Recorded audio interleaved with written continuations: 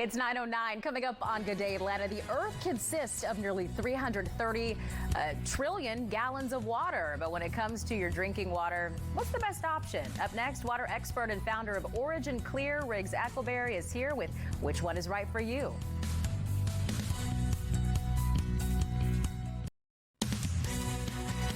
Welcome back. Well, purified, distilled, sparkling, so many more. There are lots of options when it comes to water. So what should you be drinking and what should we avoid? Water expert and founder of OriginClear, Riggs Eckelberry, is joining us now with some answers. Welcome. It's good to have you here. Such a pleasure, Alyse. Thank you. It's not often that we have, I told you, a water expert in our presence, so we're going to take advantage of this in a really big way. So World Water Day, I want to mention that's March 22nd, so some really good timing for us to cover this. Let's start with a kind of water that's common. We seem to see it a lot on grocery store shelves and, maybe even in restaurants. Sparkling water, pros and cons. Well, sparkling water is basically water that's had CO2 added, right? So I don't consider, you need to go below and think about what's the quality of the water itself. But sparkling's great. Okay. You can digest better. That's the benefit. Okay. What about spring water? Well, spring water, that's a commercial term, so you got to watch out. Generally, it means that it's water that has come from a spring, it's been purified, which is good because it still has the minerals. Okay, it's good to know. Listen, you're already teaching me that. I didn't know. You see the word, right? And you're like, oh, okay. We trust you. Tap water, what we have in our homes. Okay, now, this is long before your time, but I grew up when you could drink the tap water. I don't think that's true anymore. It's not that it'll kill you because the cities do a great job of getting the chlorine, with chlorine, getting the bacteria out. But we have industrial toxins. And so generally for you and your pets, long-term drinking of tap water is not recommended. Wow. Okay, so then what is? Now, are you talking about just, what we're seeing in the video? You turn on your sink, you run the water, just that. But what about like water that's coming out of our refrigerator? Are you considering that tap water or has that gone through a process? Well, there's a filter usually on your fridge. Yeah. And so it's been somewhat filtered. Look, any improvement's good, right? You want to be able to have, for example, one of these filter pitchers are useful for your water. Also, there's those gravity-fed tanks, the silver tanks that you can put on your counter with these carbon filters. They're great. You can do a lot with a small budget. You can do fancy stuff, with under sink. It's called reverse osmosis. And that's what this is. Basically, they took water and they ran it through with reverse osmosis, which was basically forcing water through a very heavy filter. And they added minerals back in. And that's key. You want the minerals back in the water. So what kind of water is this then? Like, what do they call that once they do that? It's a brand, but what it is pH balanced, purified water. And there's a lot of these brands. Would that be like smart water? Would that be one? Or what would be smart water is similar because electrolytes. You want to have the minerals in the water. For example, distilled water is great, except it's got nothing in it. It's dead water. Okay. So if you do drink distilled water, you're safe, but you'd better take your minerals somehow. Oh, right?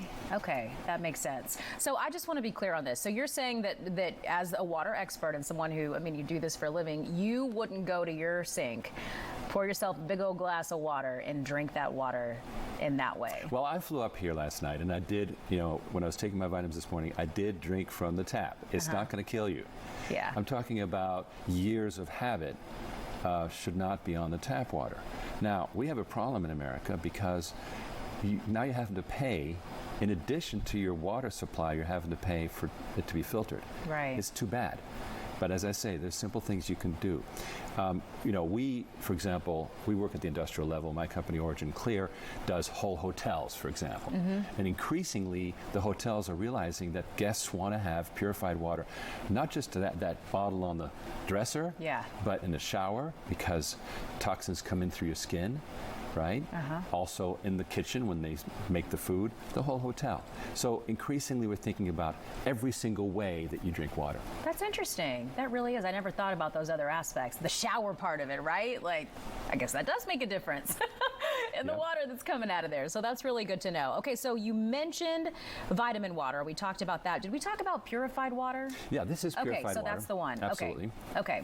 So, I mean, what are some other things, though, that we can do to, because everybody doesn't have access, right, to be able to buy, some fancy water. What are some small things that we can do to make a difference in just having healthier water? Okay, for starters, let's get away from plastic bottled water. First of all, bottled water itself is a very energy intensive and cost intensive process. There's a lot of markup. You're basically being ripped off, right?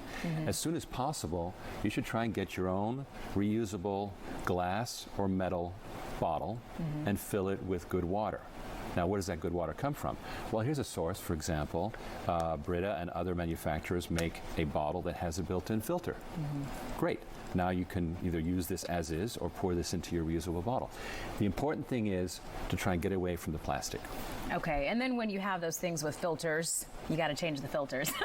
I think the light's been on my refrigerator for, it's been a couple weeks, so I got to make sure you do that. Well, yeah.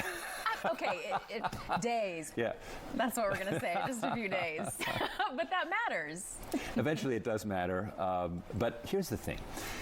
Anything you do is good. For example, put one of those water pitchers on your counter, fill it, and just pour from it. That's all you got to do, really, right? Yeah. It's not a giant thing. If you can, try and get one of those under sink systems. It's $600-700. Well worth it, because that's that little tap that comes out of your sink, and that's reverse osmosis water. It's very pure, and it's included in it is a remineralizer to put the minerals back in. Got to have that, right? So that is a good solution. And also, I was recommended to put a filter on my shower filter. There's a brand called Promax, which is what I used, and it takes out the Roundup, for example, which is not good in the long term. So little things like that solve a lot of problems. Good to know. And then obviously, as far as drinking it, make sure you're getting enough of it. But that's a conversation for another day. No matter what, drink a lot of water. I agree.